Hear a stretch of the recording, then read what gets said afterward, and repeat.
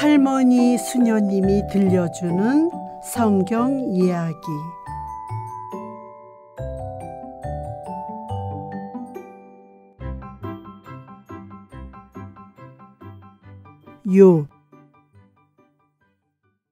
유다 왕국이 느부갓네살에 의해 멸망하고 많은 사람이 바빌론으로 사로잡혀가 살면서부터 유다인들은 자기들이 이렇게 된 원인은 하느님을 거역하며 생활한 죄 때문이라고 생각하였습니다. 그러나 사로잡혀간 사람들 모두가 하느님을 거역하며 살아온 나쁜 사람이 아니라는 것은 그들도 잘 알고 있었습니다. 그 당시 사람들은 하느님을 섬기며 착하고 올바르게 사는 사람에게는 하느님이 그 대가로 건강하고 오래 살게 해주시고 자손과 재산도 많이 내려주신다고 생각하였습니다. 이와 반대로 하느님을 멀리하며 악하게 사는 사람에게는 질병을 비롯하여 갖가지 고통과 재앙이 따르며 대를 이을 자손도 끊어진다고 생각하고 있었습니다. 우리는 여기서 이러한 생각이 과연 옳은 것인지, 만약 옳다면 이 세상에 착한 사람이 당하는 재앙과 고통은 없어야 할 텐데 하는 생각을 하게 될 것입니다. 세상에는 많은 불의와 부정, 까닭을 알 수 없는 재난과 고통이 있습니다. 착하게 살았지만 더 이상 희망을 가질 수 없을 만큼 많은 고통을 당하면서 사는 사람들도 있습니다. 그런 사람들 중에는 하느님을 신뢰하며 희망을 잃지 않고 살아가는 사람들도 있습니다. 그들은 하느님은 창조주이시고 모든 사람의 아버지이시며 모든 것을 선으로 인도하는 분이시므로 끝까지 그분을 믿고 신뢰해야 한다는 것을 알고 있습니다. 욥도 그런 사람들 중에 한 사람이었습니다. 인간이 겪는 갖가지 고통은 구원자이신 예수 그리스도 안에서만이 그 참된 의미를 찾을 수 있는 것입니다. 욥의 시련. 에돔과 아라비아 사이에 있는 우츠라는 곳에 욥이라는 사람이 살고 있었습니다. 그는 마음을 다하여 하느님을 섬기고 악을 멀리하며 진실되게 살았습니다. 따라서 그는 이웃 마을에까지 착한 사람으로 널리 알려졌습니다. 욥은 7명의 아들과 3명의 딸을 두었으며 하인들도 많았고 가축도 수천 마리나 되는 이름난 부자였습니다. 욥의 자녀들도 아버지 욥의 가르침에 따라 하느님을 섬기며 착하게 살았습니다. 욥이 고아나 과부, 가난한 사람들을 돌보아주며 하느님의 법대로 사는 것을 보시고 하느님은 기뻐하셨습니다. 어느 날 하늘의 천사들이 하느님 앞에 모였습니다. 그 자리에는 사람들에게 악한 일을 일삼는 사탄도 끼어 있었습니다. 하느님이 사탄에게 말씀하셨습니다. 너는 오늘 어디 갔다 오는 길이냐? 세상을 두루다니며 이것저것 구경하고 왔습니다. 하고 사탄이 대답하자 하느님이 말씀하셨습니다. 그러면 욥도 보았겠구나. 그는 정직하고 올바르게 살면서 하느님을 두려워하는 사람이다. 욥 같은 사람은 세상에 둘도 없을 것이다. 사탄도 욥이 착한 사람이라는 걸 부인할 수가 없었습니다. 그러나 순순히 인정하기가 싫었습니다. 하느님, 욥이 하느님을 두려워하는 것은 당연한 일이 아니겠습니까? 하느님께서 욥에게 갖가지 축복을 내려주시고 보살펴 주시니 말입니다. 하느님께서 만약에 욥의 재산을 모두 빼앗아 가신다면 아마 그는 하느님을 원망하고 저주할 것입니다. 좋다. 그러면 너에게 욥의 재산을 맡기겠다. 그러나 욥의 몸에는 절대로 손을 대지 말고 그를 시험해 보아라. 이렇게 해서 욥의 시련이 시작되었습니다. 하느님 앞에서 물러나온 사탄은 욥의 재산과 자녀들을 빼앗기로 하였습니다. 욥의 가축은 풀밭에서 한가로이 풀을 뜯고 있었고 그의 자녀들은 큰 아들 집에서 식사를 하고 있었습니다. 그런데 그때 이상한 일이 벌어졌습니다. 욥의 하인이 달려와 다음과 같은 소식을 전했습니다. 주인님, 갑자기 스바 사람들이 쳐들어와 소와 나귀를 모두 빼앗아가고 일꾼들을 칼로 베어 죽였습니다. 저만 간신히 빠져나와 이렇게 달려왔습니다. 그 하인이 채 말을 마치기도 전에 다른 하인이 달려와 말했습니다. 주인님, 갑자기 하늘에서 벼락이 떨어져 양떼와 양치기들을 다 불살라 버렸습니다. 저만 겨우 살아남아서 이렇게 달려왔습니다. 그의 말이 채 끝나기도 전에 또 다른 하인이 말했습니다. 주인님, 칼데아 사람들이 몰려와 낙타를 다 빼앗아 가고 일꾼들을 모두 죽였습니다. 저만 겨우 살아서 도망쳐 나왔습니다. 또 다른 하인이 새파랗게 질린 얼굴로 달려와 말했습니다. 주인님, 큰일 났습니다. 광야에서 강한 바람이 불어와 집이 무너지면서 집 안에 있던 사람이 모두 깔려 죽고 저만 이렇게 살아남아서 달려왔습니다. 이렇게 무섭고 큰 사건을 당한 욥은 자기 옷을 찢으며 땅에 엎드려 울부짖었습니다. 하느님, 저는 벌거벗은 몸으로 태어나 다시 벌거벗은 몸으로 돌아갈 것입니다. 자녀와 재산도 모두 하느님이 주신 것이며 거두어 가실 분도 하느님이십니다. 하느님 찬미 받으십시오. 욥은 하느님을 조금도 원망하지 않았습니다. 이러한 욥을 보시고 하느님은 사탄에게 말했습니다. 어떠냐?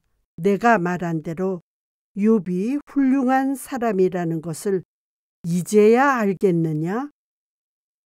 그러나 사탄은 물러서지 않았습니다. 욥은 자기 자녀들과 재산을 잃었을 뿐입니다. 하느님은 그의 몸에는 손가락 하나 대지 않았습니다. 사람은 누구나 가진 것을 모두 내놓고서라도 생명만은 건지려고 할 것입니다.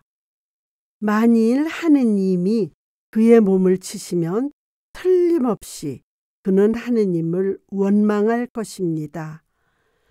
하느님은 다시 사탄과 약속하셨습니다. 좋다. 내 마음대로 욥을 시험해 보아라. 그러나 그의 목숨만큼은 건드려서는 안 된다. 사탄은 욥에게 큰 시련을 주었습니다. 갑자기 욥의 온몸에 종기가 생겨 아프고 가려워서 견딜 수가 없었습니다. 욥은 땅바닥에 주저앉아 사금파리로 몸을 긁으며 괴로워했습니다.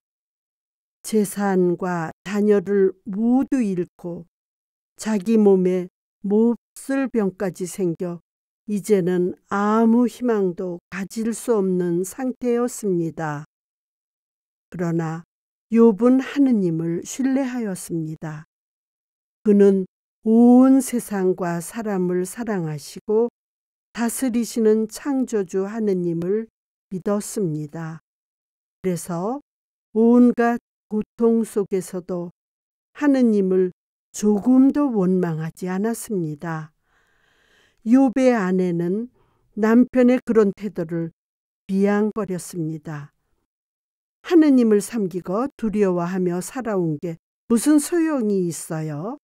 이 지경이 되어도 정직과 자선과 덕행만 찾으세요? 차라리 하느님을 원망하다가 죽는 편이 속 시원하겠어요. 욥은 하느님을 원망하는 아내를 꾸짖었습니다. 여보, 무슨 말을 그렇게 하오? 우리가 행복하게 살게 해 주신 분이 하느님이시라면 그분이 내려주시는 불행과 재난도 달게 받아들여야 하지 않겠소? 욥이 무서운 시련을 당하고 있다는 소식을 전해 들은 친구 세 사람이 욥을 위로하기 위하여 찾아왔습니다. 그러나 너무도 흉하게 변한 욥의 모습을 보고 친구들은 어떻게 위로해야 좋을지 몰라 7일 동안 말 한마디 하지 않았습니다. 보다 못해 욥이 먼저 입을 열었습니다. 내가 태어난 날이여 영원히 사라져라.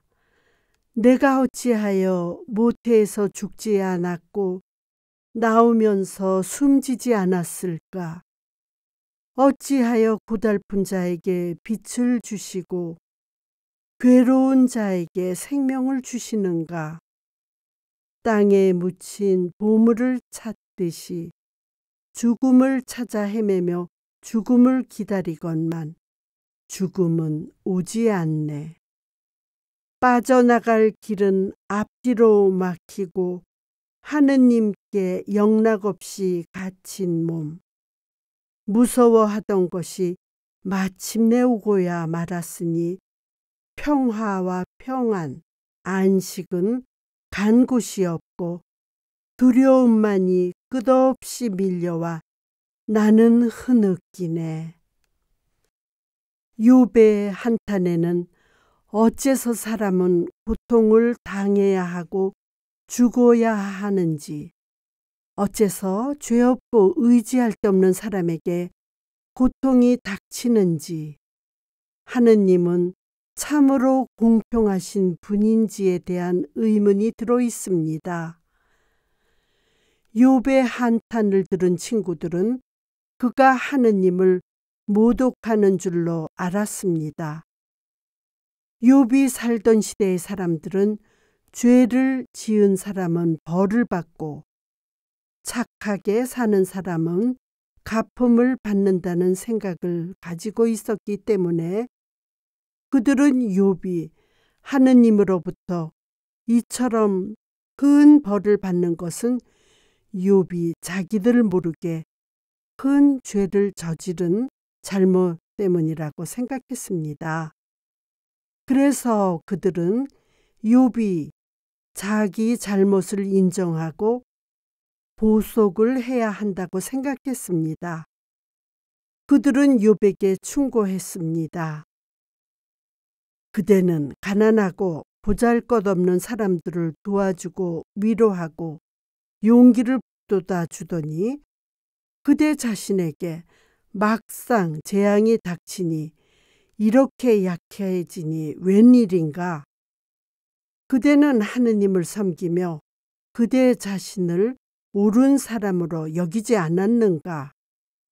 하느님께 죄를 지은 일이 없는가? 한번 곰곰이 생각해 보게. 죄 없이 망한 사람이 없고 마음이 착한 사람은 뜻밖의 재난으로 죽지 않네. 땅을 갈아 악을 심고 불행의 씨를 뿌리는 사람은 모두 자기가 심은 대로 거두더군. 그대가 정말 옳은 일을 하였다면 하느님이 자네 몸을 낫게 해줄 걸세. 다른 친구도 이와 비슷한 충고를 했습니다. 자네는 죄가 없다고 생각하는 모양인데 그렇다면 하느님께 잘못이 있단 말인가? 그럴 리가 없네. 자네가 이렇게 된 것은 분명히 자네에게 죄가 있기 때문일세. 잘 반성해보고 고백하게. 그대가 그대의 잘못을 인정하고 하느님께 돌아오면 하느님은 그대의 삶을 다시 대낮같이 환하게 비춰줄 걸세. 그러나 한평생 올바르게 살아온 욥은 친구들의 충고를 받아들일 수가 없었습니다. 친구들의 충고는 욥을 더욱 괴롭히고 아픔만 더해줄 뿐이었습니다. 모처럼 나를 찾아온 자네들까지 나를 몰아세우며 꾸짖기만 하니 나는 정말 괴롭네. 자네들이 무슨 말을 하든 상관하지 않고 나는 하느님만 믿고 그분께 의탁하겠네. 욥은 더 이상 친구들과 이야기를 하지 않았습니다. 그는 혼잣말로 하느님께 다음과 같이 호소하며 그분의 응답을 기다렸습니다. 하느님은 저를 잘 알고 계십니다. 하느님이 제 증인이 되어 주십시오. 하느님의 등불이 내 머리 위에서 빛나고 그의 횃불로 어둠을 몰아내며 거닐던 날, 하느님이 내 천막을 감싸주시던 그때 전능하신 분께서 나를 버리시지 않았고 아이들도 나를 에워싸며 지나던 그 시절, 하느님께서 지켜주시던 그날은 끝내 돌아오지 않으려나. 지나간 옛 시절은 영영 돌아오지 않으려나. 하느님, 왜 제가 이런 고통을 받아야 합니까? 욥은 고통이 너무 심해 이제는 몸도 제대로 가누지 못하게 되었습니다. 그때 비로소 하느님이 욥에게 말씀하셨습니다. 욥아, 내가 결정해 놓은 것에 대해 이러쿵저러쿵 말을 하는 너는 도대체 누구냐? 내가 알고 있는 것이 무엇이냐? 내가 세상에 질서를 심어주고 땅과 바다의 경계를 정하고 사계절의 변화를 정했을 때 욥, 너는 어디 있었느냐? 누가 갖가지 동물이 뛰어다니는 대지를 마련해주고 그들의 생활에 질서를 지어주었느냐? 욥이 기다리던 대답은 이런 것이 아니었습니다. 그러나 사람은 누구든지 하느님과 맞설 수 없으며 하느님께 왜? 라는 질문으로 어떤 설명을 요구할 수 없다는 것을 욥은 그때야 깨달았습니다. 욥은 하늘과 땅을 만드시고 그 안에 있는 모든 것을 다스리시는 하느님 앞에 머리를 숙였습니다. 그리고 하느님이 하시는 일에 불평을 한 것에 대해 용서를 청하고 모든 것을 하느님께 맡기기로 결심했습니다. 하느님, 이제 알았습니다. 당신은 못하시는 일이 없고 계획하신 일은 무엇이든지 이루신다는 것을. 부질없는 말로 저는 당신 뜻을 가리웠습니다. 저는 지금까지 소문으로만 당신을 알고 있었습니다. 그러나 지금은 제 눈으로 당신을 배웠습니다. 하느님은 욥의 호소를 들어주셨습니다. 하느님은 당신께 충실한 사람을 결코 저버리시는 분이 아니시기 때문에 욥의 의로움을 인정해 주시고 그동안 잃었던 것을 다시 돌려주셨습니다.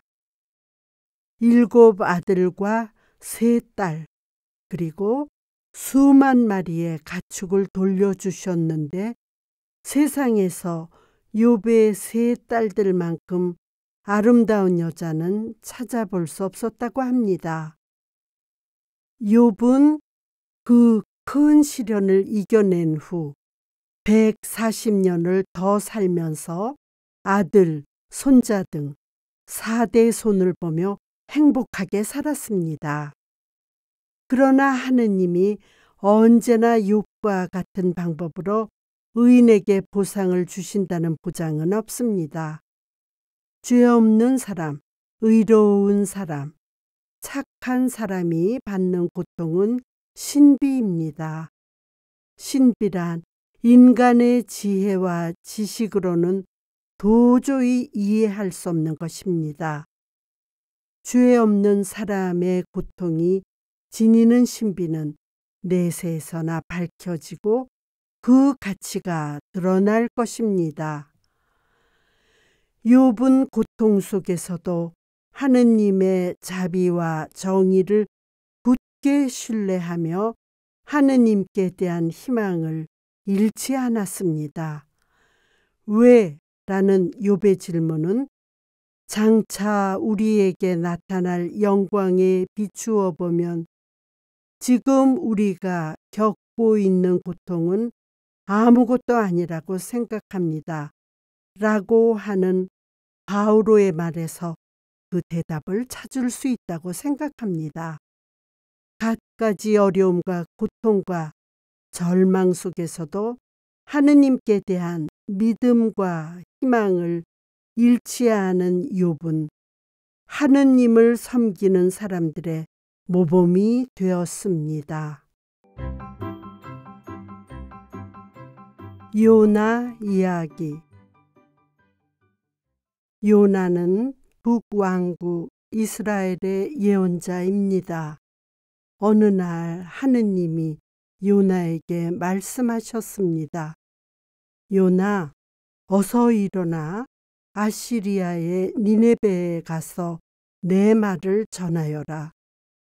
너희 죄가 하늘까지 닿았으니 나쁜 짓을 그만하고 회개하여라. 그렇지 않으면 하느님이 벌하실 것이다. 그러나 요나는 즉시 네 하고 대답할 수가 없었습니다. 그때는 아시리아 사람들이 이스라엘 사람들을 괴롭히던 때였기 때문에 요나는 니네베에 가기가 싫었을 뿐만 아니라 아시리아 사람들은 포되게 하느님의 벌을 받을 만도 하다는 생각을 하고 있었기 때문입니다. 요나는 하느님의 말씀을 못 들은 채 하고 하느님을 피해 멀리 달아나야겠다고 생각하였습니다. 그는 이스라엘 사람들이 세계의 끝이라고 생각하던 스페인 남쪽 도시인 타르시스로 가기 위해 야포라는 항구에서 배를 타고 떠나기로 하였습니다. 타르시스로 가면 하느님도 더 이상 자기에게 말씀하실 수 없을 것 같았기 때문입니다.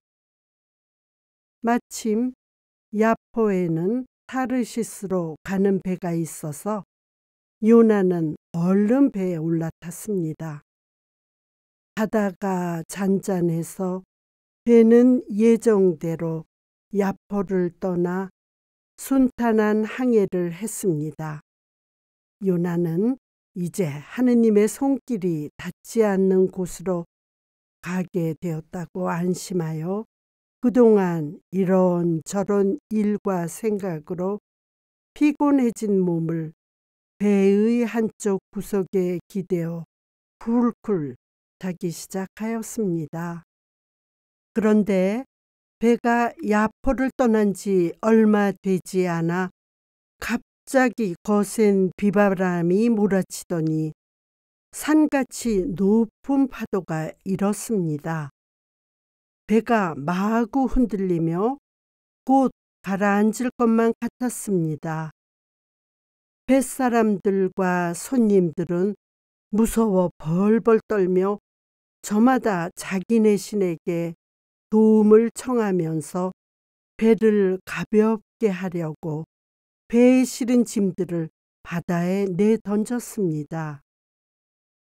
그런데도 배는 여전히 흔들렸고 비바람은 그칠 것 같지가 않았습니다. 그때 배 안에서 왔다 갔다 하던 선장이 한쪽 구석에서 정신없이 자고 있는 요나를 보고 흔들어 깨우며 말했습니다. 여보시오, 빨리 일어나요. 당신도 어서 우리를 도와달라고 당신의 하느님께 기도하시오. 당장 죽게 생겼는데 잠을 자다니 정말 이상한 사람이로군. 선장과 뱃사람들 그리고 손님들은 갑자기 비바람이 몰아친 것은 배에 죄인이 타고 있기 때문이라고 생각하였습니다.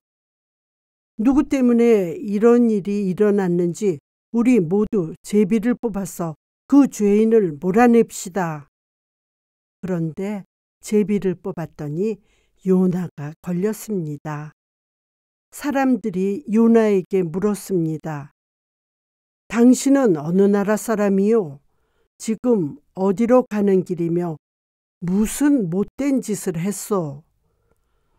나는 이스라엘 사람으로 하늘과 땅을 만드신 하느님을 믿는 사람이요. 그런데 사실은 하느님의 명령을 받아들이기가 싫어서 멀리 도망가는 중이요. 그럼 당신은 어떻게 해야 바다가 잠잠해지고 우리가 살 수 있을 것 같소? 나 때문에 이렇게 되었으니 나를 바다에 던지시오.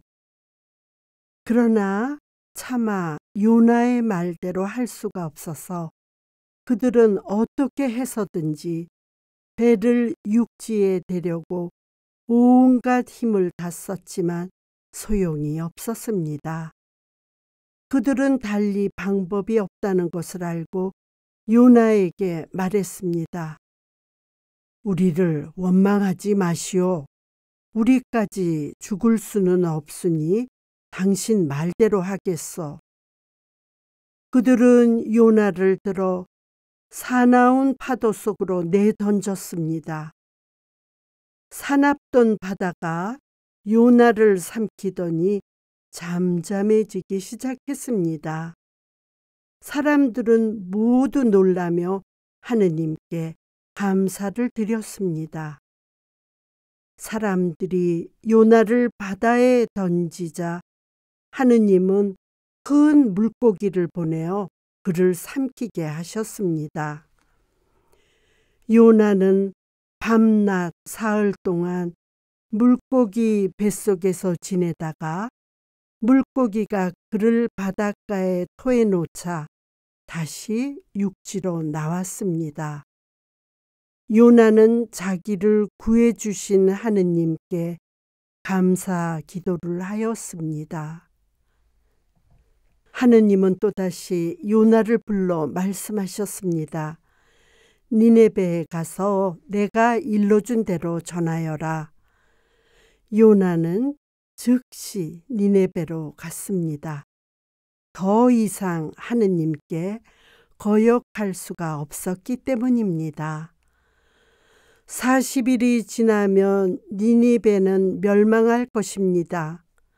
라고 요나는 니네베 사람들에게 하느님 말씀을 전하면서 회개하라고 외쳤습니다. 요나의 말을 전해 들은 아시리아의 임금은 백성들에게 다음과 같이 전했습니다. 모든 사람은 회개하는 표시로 자루옷을 입고 단식하며 하느님께 기도하여라. 그리고 권력이 있다고 남을 못살게 구는 나쁜 행실을 버려라. 그러면 하느님이 우리에게 내리시려던 벌을 거두실지도 모른다. 아시리아 임금도 자루옷을 입고 단식하였습니다. 하느님은 니네베 사람들이 회개하는 것을 보시고 내리시려던 벌을 거두셨습니다. 요나는 하느님이 니네베에 벌을 내리시지 않은 것을 보고 화가 났습니다. 그래서 하느님께 투덜거렸습니다. 그러실 줄 알았습니다. 당신은 자비로우시고 용서하시는 분이시며 인내로우신 하느님이시라는 것을 제가 잘 알기 때문에 저는 타르시스로 가려고 했던 것입니다. 요나는 아무리 생각해도 하느님께서 니네베 사람들에게서 벌을 거두어 들이신 것이 못마땅했습니다. 요나는 화가 나서 하느님께 기도했습니다. 하느님, 제발 제 목숨을 거두어 주십시오. 사는 것보다 차라리 죽는 것이 더 낫겠습니다. 하느님이 말씀하셨습니다. 내가 그렇게 화를 내는 일이 잘하는 일이라고 생각하느냐? 요나는 잠자코 있었습니다. 요나는 니네베 외곽 지역 언덕에 작은 천막을 치고 앉아 있었습니다. 그곳에는 뜨거운 햇빛이 내리쬐었습니다. 그는 니네베가 앞으로 어떻게 될지 두고 볼 생각이었습니다. 그러나 니네베는 아무 일도 일어나지 않았습니다. 그때 하느님은 요나의 천막 옆에 아주까리 한 포기가 돋아나 자라게 하셨습니다. 아주까리는 무성하게 자라면서 큰 이파리들이 생겨 뜨거운 햇빛을 가려주었습니다.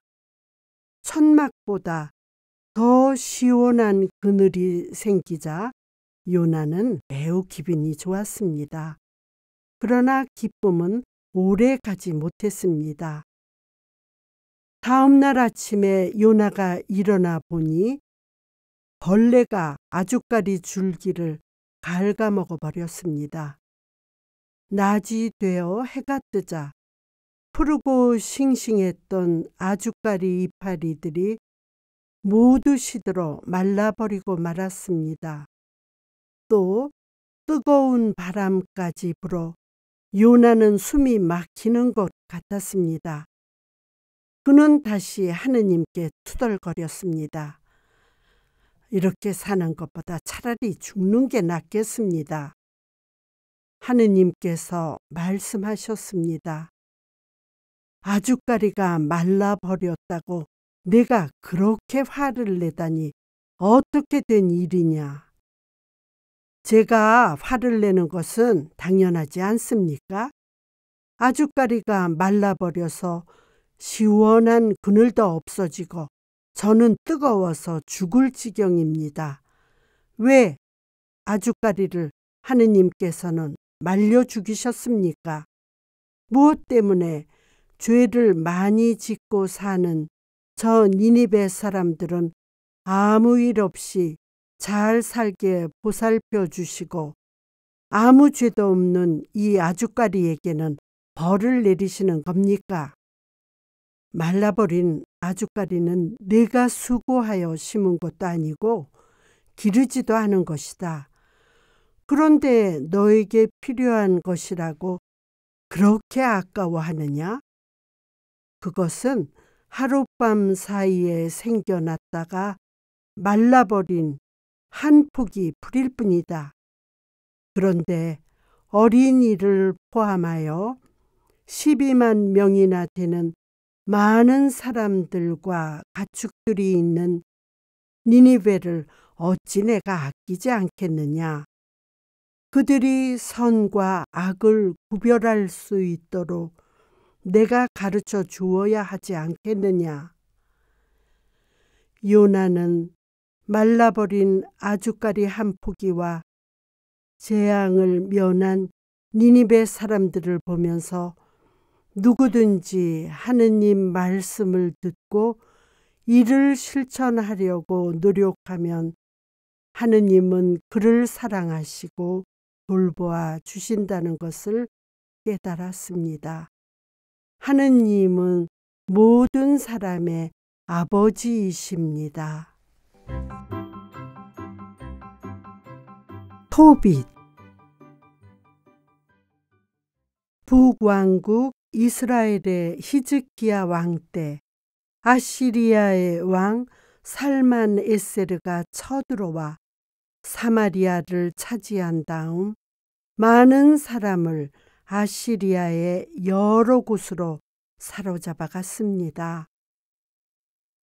그때 티스베라는 곳에 납탈리 지파 사람인 토비엘의 아들 토빗이라는 사람이 아내 안나와 외아들 토비야와 함께 하느님을 섬기며 착하게 살고 있었습니다. 그런데 토빗은 아시리아 군에게 사로잡혀 니네베로 끌려갔습니다.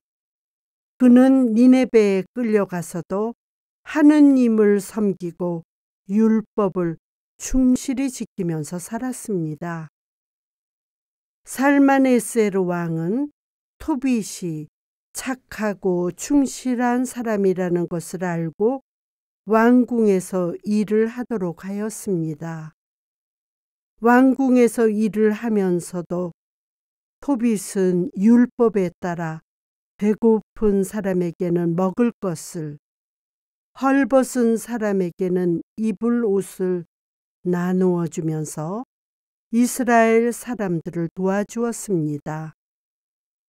그 당시 니네베 사람들은 포로로 잡혀온 이스라엘 사람들을 이유도 없이 마구 죽여 길가에 내버리는 일이 자주 있었습니다. 토빗은 이처럼 억울하게 죽임을 당해서 길가에 버려져 있는 시체를 보면 아시리아 사람들의 눈을 피해 잘 묻어주었습니다. 산헤립 왕 때 토빗이 몰래 시체를 묻어주는 것을 보고 한 니네베 사람이 왕에게 이 사실을 일러 바쳤습니다. 이 말을 들은 왕은 화를 내며 토빗을 잡아 죽이려고 했습니다. 그러나 이 사실을 미리 안 토빗은 멀리 도망갔습니다. 왕은 그의 재산을 모두 빼앗아 버렸습니다. 얼마 후 산헤립 왕이 죽자 토빗은 다시 니네베로 돌아왔습니다. 어느 축일날 잔치상을 차려놓은 자리에서 토빗은 아들 토비야에게 말했습니다. 얘야, 이곳에 끌려와 가난하게 사는 우리나라 사람들을 초대하여 함께 식사를 하는 게 좋겠구나. 내가 올 때까지 기다릴 테니 밖에 나가서 가난한 사람들을 불러오너라. 그런데 밖으로 나간 토비야가 급히 돌아오면서 큰 소리로 토빗을 불렀습니다. 아버지, 아버지, 무슨 일이냐?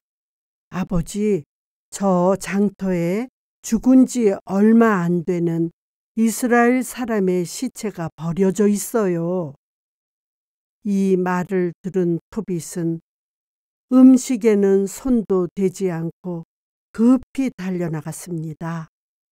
그는 얼마 전에 이스라엘 사람을 묻어준 일 때문에 죽을 뻔했지만 이번에도 이스라엘 사람의 시체를 들어다가 묻어주었습니다. 일을 끝내고 집으로 돌아온 토빗은 몸을 깨끗이 씻고 뜰 안에 누워 자고 있었습니다. 그런데 마침 그때 참새똥이 눈 위에 떨어져 토빗은 앞이 보이지 않았습니다. 의사에게 치료를 받았으나 토빗은 끝내 장님이 되고 말았습니다. 토빗이 앞을 못 보게 되자 일을 못하게 되어 생활이 점점 어려워졌습니다. 그래서 그의 아내 안나가 삭바느질과 길쌈을 해서 어렵게 생활을 꾸려나갔습니다. 토빗이 장님이 된 지 몇 해가 지난 어느 날의 일입니다.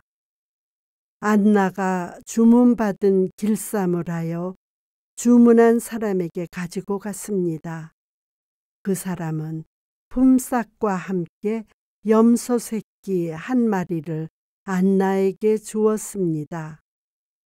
그날 토빗의 집에서 염소 새끼 우는 소리가 들리자 토빗은 걱정이 되어 아내를 불러 물어보았습니다.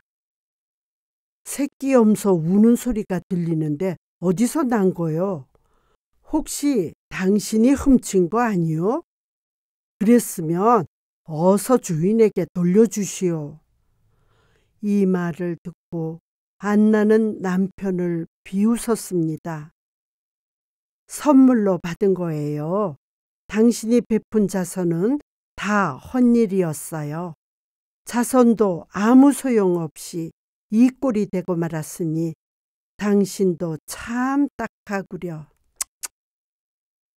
아내의 말을 듣고 토빗은 울며 하느님께 기도하였습니다.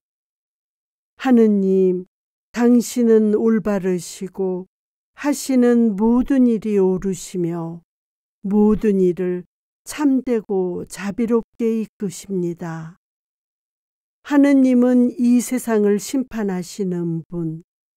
하느님, 저를 기억하시고 돌보아 주십시오. 이제 당신 뜻대로 저를 심판하시고 제 영혼을 거두시어 흙으로 돌아가게 해 주십시오. 죽는 것이 사는 것보다 낫겠습니다. 하느님, 이 고통에서 저를 풀어주시어 영원한 곳으로 보내주십시오. 살면서 많은 고통을 겪는 것보다 죽어서 이 고통을 벗어나는 게 낫겠습니다.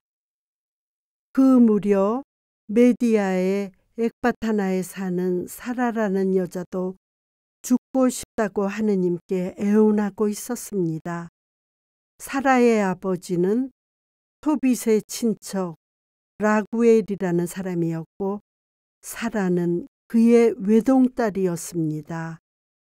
사라는 7번이나 결혼을 하였지만 악령 때문에 7번 모두 결혼하던 그날 밤에 신랑이 죽었습니다. 사라는 죽고 싶은 생각이 간절하였지만 부모 때문에 죽지도 못하고 울면서 하느님께 기도하였습니다. 자비로우신 하느님 찬미합니다. 제 아버지에게는 저밖에 대를 이을 자식이 없습니다. 그러나 저는 남편을 7이나 잃었습니다. 제가 더 살아 무엇하겠습니까?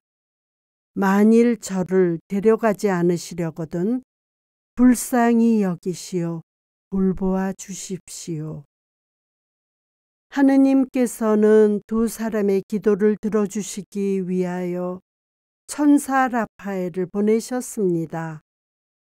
기도를 마친 토빗은 문득 오래전에 메디아의 라게스에 사는 가바엘에게 은 10달란트를 빌려주고 받아둔 증서가 생각났습니다.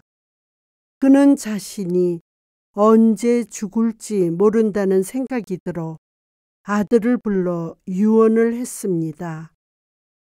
가난하게 살더라도 하느님을 섬기고 하느님의 계명을 충실히 지키도록 하여라. 그리고 내 어머니께 효도하고 가난한 사람에게 자선을 베풀며 악을 피하고 언제나 착한 일을 하여라. 아울러 토빗은 아들에게 가바엘에게 빌려준 돈을 받아오라고 했습니다. 그러나 안나는 이 일에 반대하였습니다. 안 됩니다. 그런 말씀은 하지 마세요. 자식이라고는 저 아이 하나뿐인데 어떻게 그 먼 곳으로 저 아이 혼자 보내시겠다는 거예요. 듣고 보니 아내의 말이 옳았습니다. 당신 말이 옳군. 저 녀석 혼자 보낼 수야 없지. 믿을 만한 길 안내자가 있었으면 좋으련만. 토빗은 풀이주고 있었습니다. 이야기를 다 듣고 난 토비야는 아버지가 단념하기 전에 적당한 길동무를 찾아보는 것이 좋을 것 같아 장터로 나갔습니다. 그때 하느님의 천사 라파엘이 젊은 청년의 모습을 하고서 토비야 앞에 나타났습니다. 토비야는 청년과 인사를 나누고 이야기를 하다가 그가 메디아로 가는 길을 잘 알 뿐 아니라 그곳을 여러 번 다녀온 적이 있다는 것을 알았습니다. 그리고 그 청년은 라게스에 사는 가비엘의 집에 머문 적도 있다고 했습니다. 토비야는 기뻐하면서 라게스까지 함께 가줄 수 있겠느냐고 청년에게 물어보았습니다. 그랬더니 그 청년은 토비야의 부탁을 기꺼이 받아주겠다고 하였습니다. 토비야는 장터에서 만난 청년을 아버지 토빗에게 데리고 갔습니다.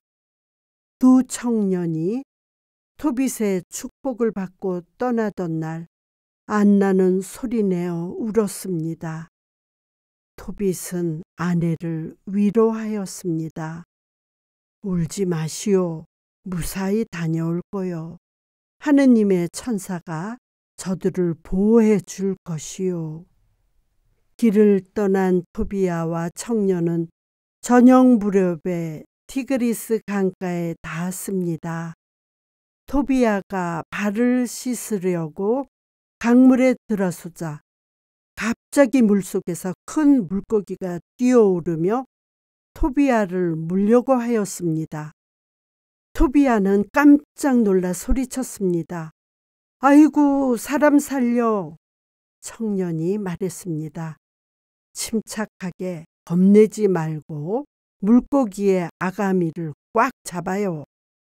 토비야가 간신히 물고기의 아가미를 잡아 올렸습니다. 그때 청년이 달려와 말했습니다. 물고기의 배를 갈라서 그 내장을 꺼내어 잘 보관합시다. 그것은 아주 좋은 약이에요. 토비야는 청년의 말대로 물고기 내장은 보관하고 물고기는 불에 구워 청년과 함께 먹었습니다. 며칠을 걷고 또 걸어 두 사람은 엑바타나에 도착하였습니다. 이 도시에는 토비야의 친척인 라구엘이라는 사람이 살고 있었습니다. 함께 가던 청년은 도시가 내려다 보이는 언덕에서 토비야에게 말했습니다. 저 도시에 당신의 친척 라구엘과 사라가 살고 있다는 것을 알고 있죠? 그럼요. 그런데 사라는 참 불쌍해요. 신랑이 7이나 죽었어요. 사람들은 악령 때문에 그렇게 됐대요. 토비야의 말을 들었는지 못 들었는지 청년은 말을 계속하였습니다. 사라는 당신과 가장 가까운 친척이니까 당신과 결혼해야 합니다. 이 말을 들은 토비야는 두려워졌습니다. 저는 외아들인데 사라와 결혼을 했다가 죽어버리면 부모님이 얼마나 슬퍼하시겠어요. 걱정할 것 없습니다. 며칠 전에 잡은 물고기 내장을 태워 연기를 피우면 악마가 그 냄새를 맡고 달아날 겁니다. 앞서 죽은 7 사람들은 사라의 남편이 될 자격이 없었습니다. 사라는 마음씨도 곱고 훌륭한 아가씨니까 염려하지 마십시오. 청년은 토비야에게 용기를 북돋워 주었습니다. 토비야는 어느덧 사라에게 자기 마음이 쏠리고 있는 것을 느꼈습니다. 언덕을 내려간 두 청년은 라구엘의 집으로 갔습니다. 손님을 반갑게 맞아들인 라구엘은 인사를 나누다가 토비야가 니네베에 살고 있는 토빗의 아들이라는 것을 알고 오랜만에 즐겁게 친척 이야기를 하였습니다. 그들이 식탁에 앉았을 때 토비야는 사라와 결혼을 하게 해달라고 청했습니다. 라구엘과 그의 아내 아드나는 깜짝 놀랐습니다. 더욱 놀란 사람은 사라였습니다. 토비야의 청혼은 기쁜 일이지만 또다시 끔찍한 일이 벌어지지나 않을까 하는 걱정 때문에 라구엘은 토비야에게 자기 집안에서 그동안 일어난 일들을 모두 들려주었습니다. 그래도 토비야는 물러서지 않고 결혼을 허락해 달라고 청했습니다. 라구엘은 기꺼이 응하기로 하였습니다. 라구엘은 그 당시의 풍습에 따라 결혼을 약속하는 예식을 올렸습니다. 그는 사라를 토비야에게 넘겨주고 두 사람을 축복하며 말했습니다. 모세의 규정대로 사라를 자네에게 줄 테니 아내로 맞아 자네 고향으로 데리고 가게 하느님께서 잘 돌보아 주시도록 기도하겠네. 밤이 깊었으므로 토비야는 사라를 데리고 방으로 들어갔습니다. 토비야는 청년의 말대로 가지고 있던 물고기 내장을 향불 위에 얹어 태우면서 사라와 함께 열심히 하느님께 기도하였습니다. 하느님, 당신을 찬미합니다. 당신은 아담을 창조하셨고 그를 돕고 지탱이 되어주라고 하와도 창조하셨습니다. 제가 지금 사라를 아내로 맞는 것은 하느님의 뜻을 이루기 위해서입니다. 저와 사라에게 자비를 베푸시어 오래오래 함께 살게 해 주십시오. 기도를 마친 다음 그들은 함께 잤습니다. 한편 라구엘은 걱정이 되어 견딜 수가 없었습니다. 그래서 밤중에 하인을 데리고 밖에 나가 의논을 했습니다. 만일 토비야마저 죽는다면 사람들이 얼마나 우리 집안을 욕하겠나. 그러면 남 부끄러워 낮에는 시체를 치우기도 힘들 테니 밤에 미리 구덩이를 파놓자. 라구엘은 하인과 함께 구덩이를 파놓고 돌아왔습니다. 이른 새벽이 되자 라구엘은 아내를 시켜 하녀를 보내어 신랑 신부의 방을 엿보고 오게 하였습니다. 하녀가 달려와 전했습니다. 아무 일 없이 두 분이 편안히 주무십니다. 라구엘과 아내 아드나는 너무 기뻐서 눈물을 흘리며 하느님께 감사하는 큰 잔치를 벌였습니다. 잔치는 2주간 동안 계속되었습니다. 토비야는 니네베에서 자기를 기다리고 계실 부모님을 생각하니 걱정이 되었습니다. 그는 길동무가 되어준 청년에게 사정 얘기를 했습니다. 잔치 기간 동안에는 아무 데도 갈 수가 없을 것 같은데 혼자서 가비엘에게 다녀오실 수 있을까요? 더 늦어지면 아버지께서 너무 걱정하실 것 같아서 그럽니다.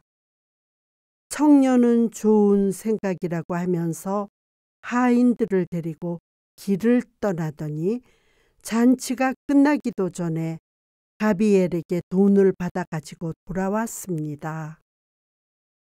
하루하루 손꼽아가며 아들 토비야가 돌아오기만을 기다리는 토빗과 안나는 날이 갈수록 걱정도 커졌습니다.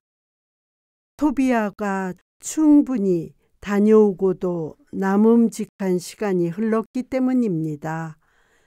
안나는 밤마다 눈물을 흘리며 울었고 낮이면 밖에 나가 아들 토비야가 떠나간 쪽을 바라보며 서 있었습니다.